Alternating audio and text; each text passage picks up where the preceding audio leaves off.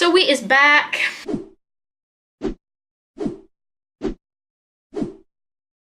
And in case you are not aware of the question was, did you track macros, calories in recovery? In my eating disorder, I did not track macros or calories. I had myself a food plan that I had to stick to. So I'd put in my little diary, I'd have a rough idea of what I was going to eat that day. So it'd be like 9 a.m, porridge, after gym snack, apple, lunch, tuna, mushroom, dinner, banana, 2 eggs. That's how it just went, and it'd have times and things like that. I was just obsessed with the time between meals. Although I didn't count the calories like religiously, I knew what calories I was eating, and it was always under a certain amount of numbers. I don't want to trigger anyone. So in recovery now, I had to try so many, like for me, recovery was a process. I didn't just find what worked for me like that. I had to keep changing. I had to keep doing different things. Originally, I just didn't track anything. I didn't even have MyFitnessPal. I didn't have anything. In fact, I didn't actually have MyFitnessPal for like a year of my recovery. In recovery, although I was eating more food, I was still trying to eat as healthy as possible. I still would class myself as somebody who had orthorexia because I was very obsessed with clean eating. So I didn't track macros as such. It just happened to be that my calories were still really low because I was so obsessed with eating healthy food that didn't have a lot of calories. So rather than having like pasta, I would literally have courgette with it instead. You know, like things like that a lot of people do nowadays to help them lose weight, but I was obsessively doing it for every meal. If I had maybe a sweet potato, I would classify that as my carbs for the day, and I would try and have anything that was low calorie then, therefore after it. So that went on for quite a long time. I was gaining weight, but it wasn't anything substantial. It wasn't enough. I still had a really disordered mind. So one summer I decided to track my calories. I didn't really get macros then. Yeah, I just didn't get it. I just thought I'll just track calories, it's easier. And I wanted to track the calories of what I would have planned to have ate. I still did this thing in my head where I knew exactly what I was going to be eating for that day. I was eating more calories than my worst stages of my eating disorder, but I still wasn't eating enough for my body, for my activity levels, and I still had this plan in my head that I couldn't not do. So if I had a plan in my head, I had to follow on with that plan, and any food that bounced in front of me magically, like the god above drops a cake in front of me, I couldn't have. This particular day speaking, I tracked my calories, and I remember this day that I had a raspberry muffin, and it wasn't planned. I just thought, you know what, I'm gonna have it. And that was one of my recovery wins. And I actually tracked my calories that day and realized that even with that raspberry muffin that could have been anywhere between 300 to 400 calories, I was eating a ridiculously low amount of calories. So I actually started tracking calories at that point to help me to realise that I was eating very little. Even though I was feeling really full off the high volume foods that I was eating, so cauliflower rice, lots of vegetables, loads of chicken and eggs and turkey and mushrooms. I was eating so much of the healthy stuff, and I was feeling so full all the time, and I felt like I was eating so much food because I was always so full. So in my head, I was like, yeah, I'm eating loads and loads, where when I actually counted the calories, I realized I wasn't. So for me, that point of counting calories was a real kind of game changer. For some people, counting calories in the beginning of recovery is not good because it's what people shouldn't do. But for me, counting the calories made me aware that I was eating too little calories, because at this point, I didn't want to eat less than 1,000 or less than 800 calories a day. I wanted to eat enough calories to help me to recover. I wanted to so badly. As hard as it was, I wanted to. So yeah, counting calories, yes, I did count calories in recovery. I didn't have an amount of calories that I had to eat. I just kind of ate and counted the calories as I went along. Then that started to become a bit of an obsession again. Once I got to a certain amount of calories that I thought was safe for me, I started to then get obsessed with that number and obsessed with getting to that point, which was a little bit dangerous. And I was still doing a lot of exercise, and yeah, I was gaining weight, but it was still a bit of an obsession. I still wasn't great with food. But then when I started to weight train, I started to track macros, and I just got into this whole bodybuilding, increasing calories, and yeah, I started tracking macros and it was fun. And yeah, since then I've just gone from tracking macros to intuitive eating to everything under the sun. I just do whatever I want to do because it's my life and it's got to be enjoyable. So if I'm not enjoying tracking macros, I won't do it. But to answer the question, literally I've gone off on such a tangent. Did you track Mario's? Why can't I talk? Did you track macros and calories in recovery? I did both, but not to the T, or not because I felt like I needed to. I did whatever was going to help me the most. So if you're somebody who's in recovery and doesn't know whether to track or not, do what makes you feel good. If you're tracking and it's making you feel frightened because you know that you're eating more calories than what you used to eat, don't track. If you are trying to intuitively eat and just cannot get your weight up because you don't realise you're eating too little, then maybe tracking is what you need. It is just so dependent on yourself and what works for you. I'm just telling you guys what I did and what worked for me. But like I said, even for me, it changed all the time. 1 minute tracking calories was great. The next minute it became obsessive. The next minute I was trying to intuitively eat, but my calories were dropping again. Are you recovered now? Honeys, I am. Yes, I would say yes. I know you might think that I seem a bit hesitant to say yes. The reason is because recovery is a journey, it's a process. There is no point in my life where I was just one day had an eating disorder and the next day was recovered like that. You are not just going to tell yourself in that beginning stage, I'm going to recover next week, and bam, you've done it. Wow. Well done. That doesn't happen. Recovery, I used to think recovery was something that I would just have to wake up and be like, I'm recovered.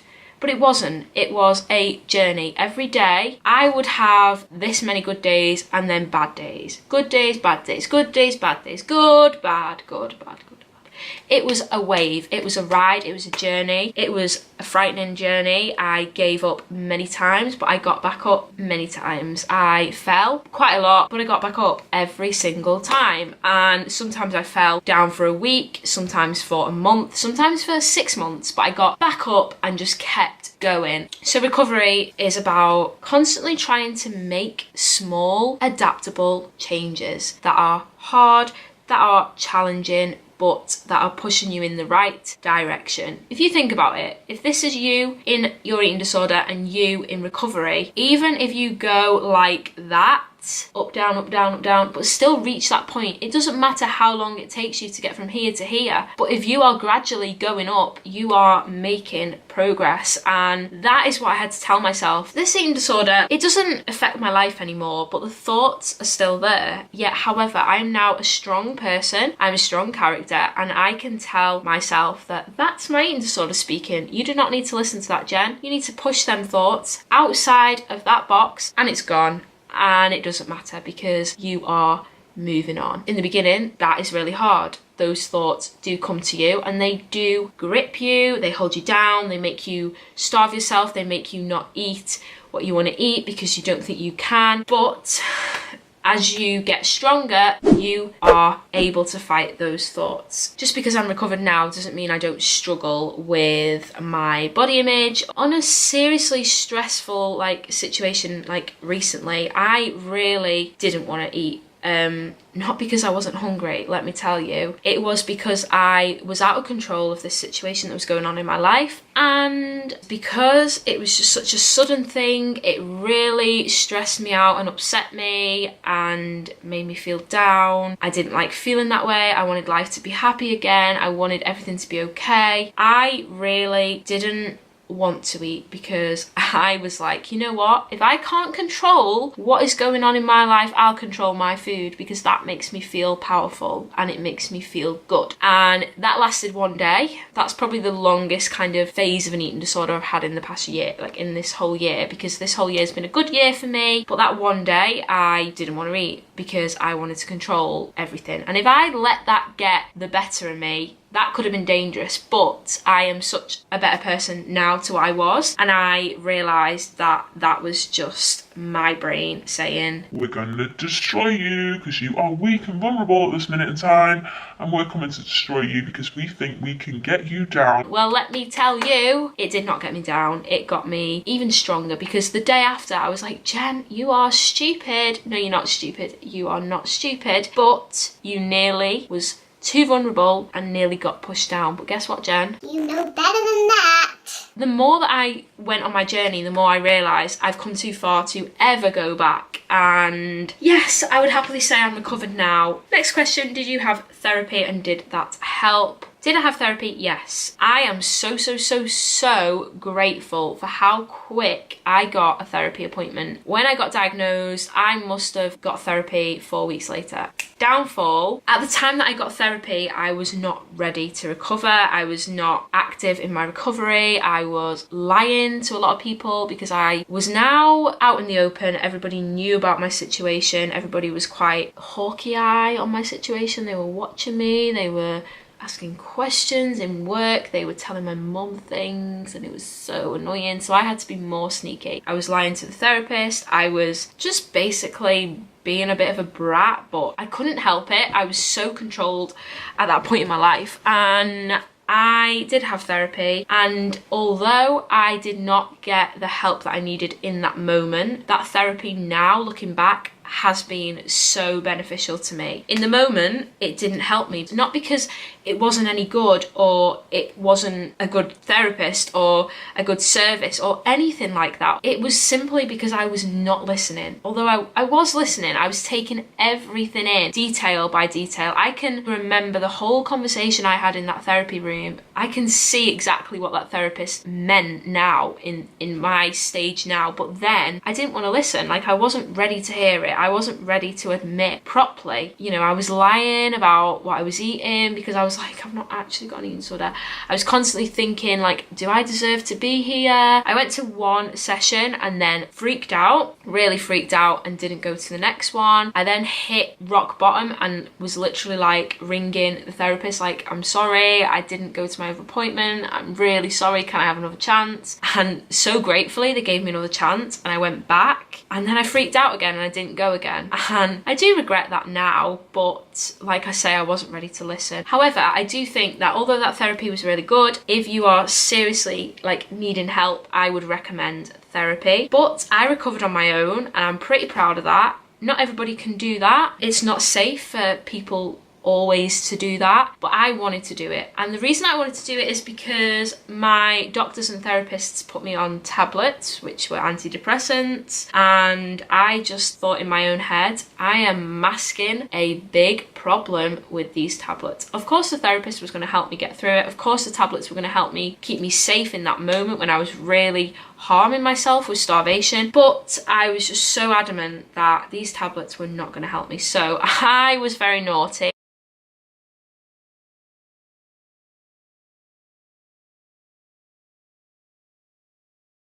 I took myself off the tablets that I was on like that. I didn't wean myself off them. I didn't do it through the doctors. I didn't even go back to the doctors and explain what I'd done. I just didn't ever go back about my eating disorder. I just hated going to the doctors about it. It took a long time, but I have really learnt so much through having an eating disorder. Like, it's not something to glorify. It's not something to sugarcoat. No, I don't want anybody to go through an eating disorder or anything like that. But personally, in my opinion, I can only look back. Yes, I really destroyed those 3 to 4 years of my life. I missed out on many things, but I am so much mentally stronger than I ever was. I have completely changed as a person. My confidence has grown. My passion for being open and honest and real and raw has grown. I have made so many friends through this Instagram account and YouTube channel that I did not think I could ever do that beforehand. And yeah, it's been such a difficult journey, but it it was the plan for my life. And if I hadn't have gone through an eating disorder, I don't think that I would be so in love with the gym now. I don't think I would be passionate about looking after my body and about health and about fitness. I don't think that I would want to be a personal trainer. Like, that was never on my thing to do. But now I really do feel like I have these qualities that I can share with you guys, or anybody who wants to be my client when I am obviously qualified. And I do think that I can change somebody's life with these qualities, because there's so much going on out there. There's so much diet culture, and people's lives are being destroyed because they want to be a certain way, or they want to look a certain way, or they want to be a certain weight or dress size or have abs. And it destroys my soul, and it honestly makes me so sad that people live a life dependent on what the scale tells them. And I was a slave to the scale, guys. I lived for that scale number, and it had to be going down or I was just a failure. And every day of my life I didn't enjoy it, because I thought I was not good enough, or I thought that I needed to be better or thinner or eat less because eating was greedy. And that's not true. I just wanted to share this video because I think it's important that you are true to yourself, and that you really, really have self-love. No matter where you are on your journey, no matter where you are, like no matter what stage of the journey you're at, love yourself. And food is so important. It is vital that you get enough calories. I just can't even describe how those years of my life were affected by my eating disorder. And this is the first time that I've ever actually YouTubed about it. So yeah, I think we're gonna move on, because this is getting a bit, why have I just flicked my sock up in the air? It's getting a bit depressing, it's getting a bit emotional. I'm just thinking about the past, and I don't want to be thinking about the past, I want to be thinking about the future.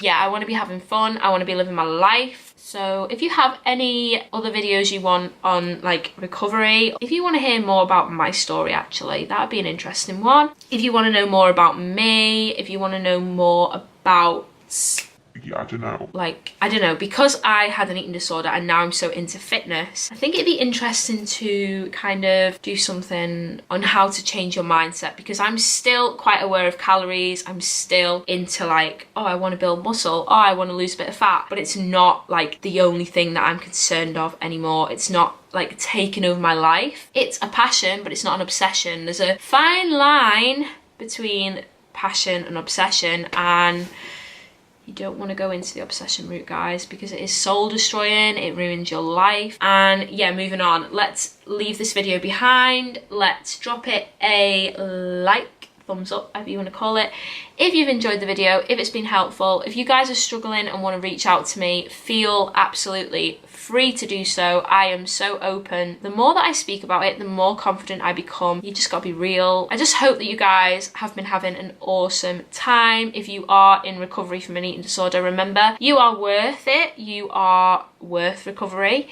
You are worth having a great life, an enjoyable life. You are worth everything.